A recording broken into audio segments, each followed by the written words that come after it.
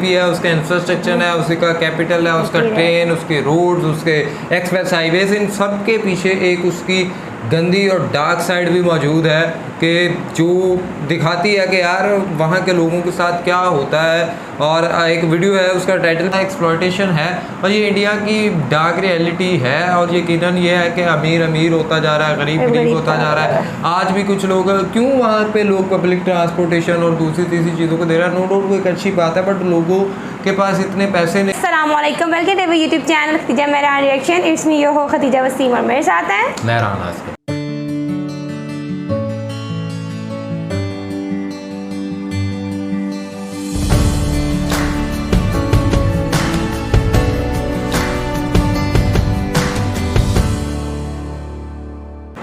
नदिन India अपनी economy के बलबूते पे पता नहीं क्या क्या करता फिर रहा है, और इंडिया कहता है जी कि हम तो बड़ा आगे निकल चुके हैं, लेकिन इंडियन इकोनॉमी और उसका जो जीडीपी है, उसका इंफ्रास्ट्रक्चर है, उसका कैपिटल है, उसका ट्रेन, उसके रोड्स, उसके एक्सप्रेस हाईवेज, इन सब के पीछे एक उसकी गंदी और डार्क साइड भी मौजूद है कि जो दिखाती है कि यार वहाँ के लोगों के साथ क्या होता है। और एक वीडियो है, उसका टाइटल भी कुछ इस तरह से है कि dark side of Indian economy, GDP, infrastructure, per capita और ट्रेन, रोड, रेलवे।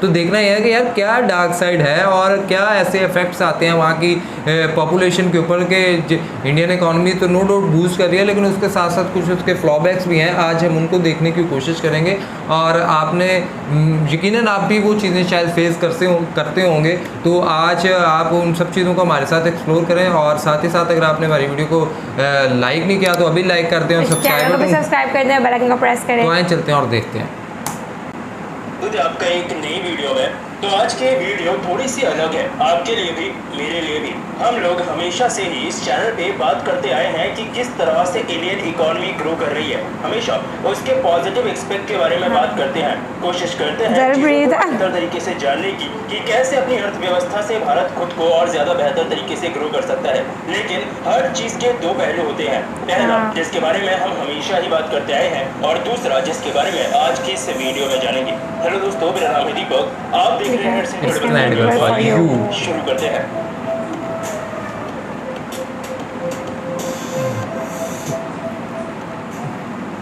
तो इंडिया इस वक्त दुनिया की सबसे तेज ग्रो करती इकोनॉमीज में से एक है। इवन कोरोना पैंडेमिक जिसने इकोनॉमी की एक तरह से कमर तोड़ दी थी, उसके बावजूद भारत उससे भरने में कामयाब रहा और अपनी इकोनॉमी को जैसे तैसे ट्रैक पर वापस लाने में कामयाब रहा। लेकिन क्या ये बढ़ती इकोनॉमी का फायदा आज भारत में हर एक व्यक्ति को मिल रहा है? अगर हाँ, तो इंडिया दुनिया के अनहैप्पीएस्ट कंट्रीज में क्यों है?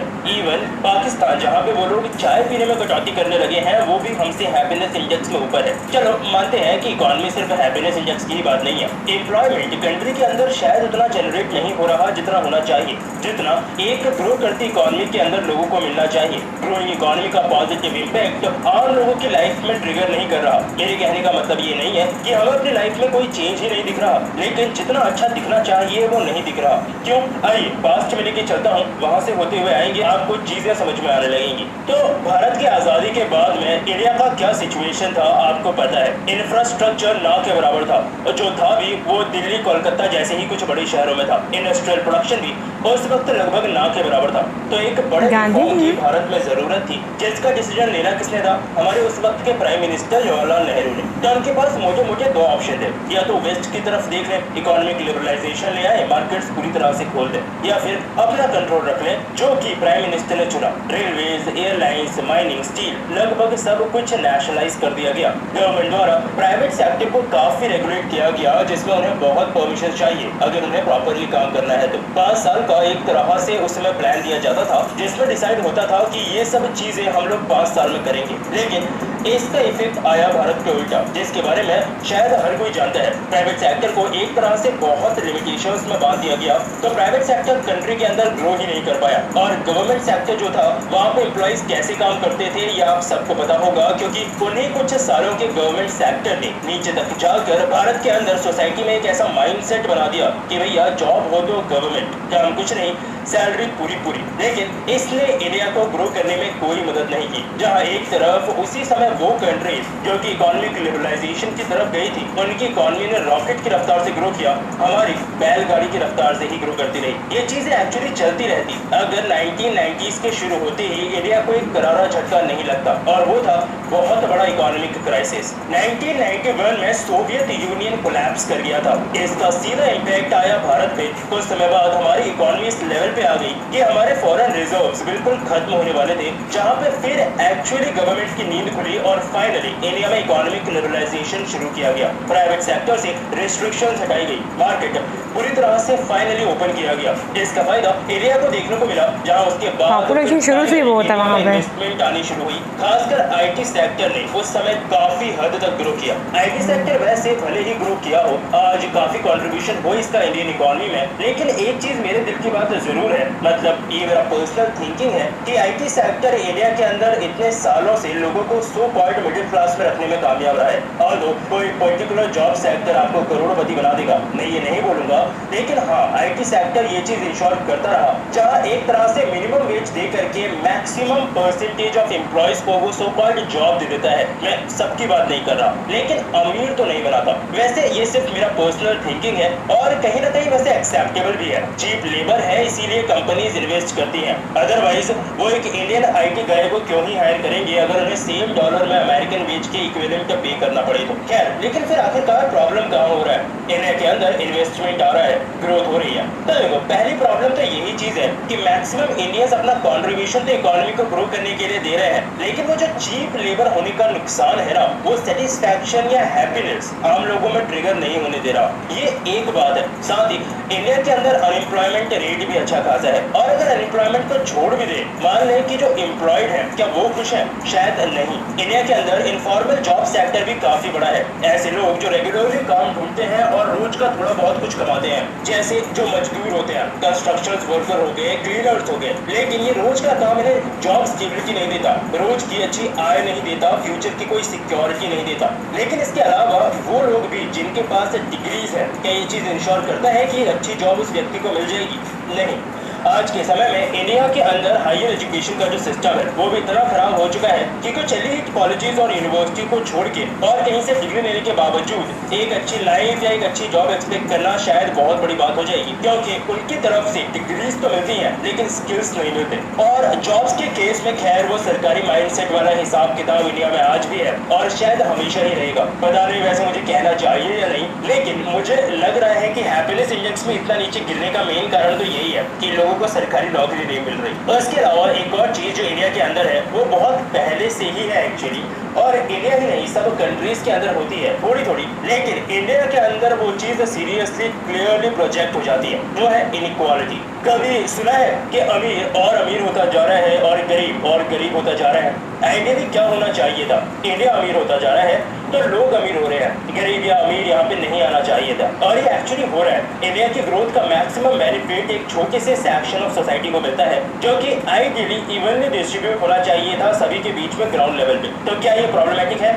हाँ, थोड़ा सा प्रॉब्लमेटिक तो है, क्योंकि ये चीज इनइक्वालिटी को बढ़ा रही है। वैसे अगर ये चीज पास्ट में भी देखा जाए तो जब कंट्री ग्रो करना शुरू करती है ना तो कुर्बानी देनी पड़ती है। रात भर जाग करके लोग मेहनत करते हैं काम के लिए, जो कि इंडियन इकोनॉमी को कंट्रीब्यूट करता है, लेकिन ऑन द अदर हैंड उनकी खुशियों को कहीं ना कहीं थोड़ा कम जरूर कर रहा है। ये एक रियलिटी है, एक डार्क रियलिटी कह लो हमारी इस ग्रो करती ब्राइट इकोनॉमी में। लेकिन अब इसके बारे में मैं क्या ही कर सकता हूँ, आपकी राय जरूर ले सकता हूँ, क्योंकि ये चीज तो आपकी रोजमर्रा की जिंदगी से रिलेटेड है। आप इस चीज से कितना रिलेट कर पाए हो, कुछ भी कहना चाहते हो, नीचे कमेंट सेक्शन खुला है, बताइएगा जरूर। वीडियो पसंद आई हो तो लाइक और शेयर जरूर कीजिएगा। मुझसे और भी कुछ कहना चाहते हैं तो आप मुझसे ट्विटर पे जुड़ सकते हैं, यह है मेरी ट्विटर आईडी। फिर मिलूंगा आपसे एक और नई इंटरेस्टिंग टॉपिक की एक नई वीडियो के साथ, तब तक के लिए अलविदा। क्या कहते हैं अभिजा? इमरान, देखो मैं यही कहूँगी कि everything has advantages as well as disadvantages too. अगर एक मुल्क तरक्की कर रहा है तो ऑब्वियसली उसकी आवाम को सफ़र करना पड़ता है, बट उसके साथ साथ उन्होंने बार बार एक चीज़ कही कि लोगों को जॉब्स मिलती हैं, और ये बात कंफर्म है। या आप पाकिस्तान में देख लो, इंडिया में देख लो, किसी और मुल्क में जाकर देख लो, ज़रूरी नहीं है कि जो बंदा जॉब कर रहा है वो अमीर है। जॉब सिर्फ हम हमेशा पढ़ते हैं कि 9 to 5, लेट्स सपोज आपको जॉब मिल गई 9 to 5 50,000 में, आप वही करी जाओगे तो ये आप ख़राब हो। जॉब ख़राब नहीं है, क्योंकि आपको अपनी स्किल्स को इन्हेंस करना है ना, उसको ज़्यादा बेहतर करना है ना, और बेहतर होना ना, आगे जाने की और तवक्को करनी है। अगर आप उस जगह स्टक रहोगे तो आप कैसे, आप तो फिर मिडिल क्लास ही रहोगे। और साथ आ जाता है गवर्नमेंट की बात, और ये यहाँ पे भी एग्जैक्टली यही होता है कि गवर्नमेंट जॉब मिल जाए, गवर्नमेंट जॉब मिल जाए। बट अगर मैं अपना पर्सनल एक्सपीरियंस शेयर करूँ ना, तो प्राइवेट वाले ज़्यादा खुश होते हैं एज़ कम्पेयर टू गवर्नमेंट के, क्योंकि हम गवर्नमेंट के लॉन्ग टर्म आपको इफेक्ट्स मिलते हैं, लॉन्ग टर्म आपको उसकी तरह आपको प्राइवेट भी वही है, आप प्राइवेट भी आपको कितने दिन लग पड़ा है। लेकिन इसमें बात यही है कि कभी भी आपकी पढ़ाई मैटर नहीं करती, कभी भी आपको यूनिवर्सिटीज़ मैटर नहीं करती हैं। बहुत से लोग जो छोटे से इलाके से पढ़ के इतनी बड़ी जगह पर चले जाते हैं, क्यों? उनका माइंडसेट, उनके गोल्स और उनके स्किल्स। इसलिए ये नंबर्स अच्छे ले लो, जीपीए अच्छा ले लो, अच्छी बहुत अच्छी हैशटैग मतलब अमेरिकन यूनिवर्सिटी से पढ़ लो, ये मैटर नहीं करता, आपकी स्किल्स मैटर करती हैं और वही तरक्की में मदद देती हैं। मैं आपको एक चीज़ बताऊं कि देखो बात यह है कि मैंने पहले भी एक जगह पे बात पढ़ी थी या सुनी थी कि वो कहते हैं जी, एक बंदा दूसरे आदमी को कहता है यार मैं तो ना 20,000 नौकरी ले रहा हूँ, मैंने ना बस अब क्या बंदा करे। तो उसने कहा कि तुम 20,000 नौकरी ले, उसने कहा हाँ 20,000। उसने कहा तुम्हारी कंपनी में कोई है बंदा जिसको 50,000 मिलती है पे? उसने कहा हाँ मिलती है। उसने कहा तुम्हारी कंपनी में है जिसको कोई लाख मिलती है? उसने कहा मिलती है। उसने कहा किसी और कोई 2 लाख मिलते हैं? उसने कहा मिलती है। तो उसने कहा फिर कंपनी गलत नहीं है, बंदा गलत है, वो भी तो है ना जो 2.5 लाख ले रहा है और तुम 20,000 पे अड़के हो। तो इसका मतलब यह है कि तुम गलत हो, कंपनी गलत नहीं है, तुम्हारे कुछ अंदर खामियां होगी, अदरवाइज तुम भी अगर उस आदमी की जगह पे पहुंचे तो तुम्हें भी 2.5 लाख मिल जाएगा मसला। और एक चीज़ ये है कि देखो, एक चीज़ ये खतीजा मैं भी मानता हूँ कि चलो ठीक है, एक वक्त के बाद अब एक वक्त होता है तालीम का भी, माइंड का भी, एज फैक्टर भी आ जाता है, सारा कुछ आ जाता है। उसके बाद फिर इंसान के अंदर उस तरह होती भी नहीं, और फिर फैमिली, घर बार, ये सारा कुछ आ जाता है और उन सबको सपोर्ट करने के लिए फिर आपको करना पड़ता है। बट मसला ये है कि फिर जो बिजनेसमैन होता है वो बहुत ज़्यादा जो है ना वो करता है उनके साथ, खतीजा मुझे एक्सप्लॉइट करता है वो बहुत हद तक उनको। और यही है ना कि वो 5% सिर्फ उसको देता है जो काम कर रहे होते हैं, फिर उससे ऊपर और 95% 90% वो खुद खा रहा होता है। तो ये तो एक डार्क रियलिटी है।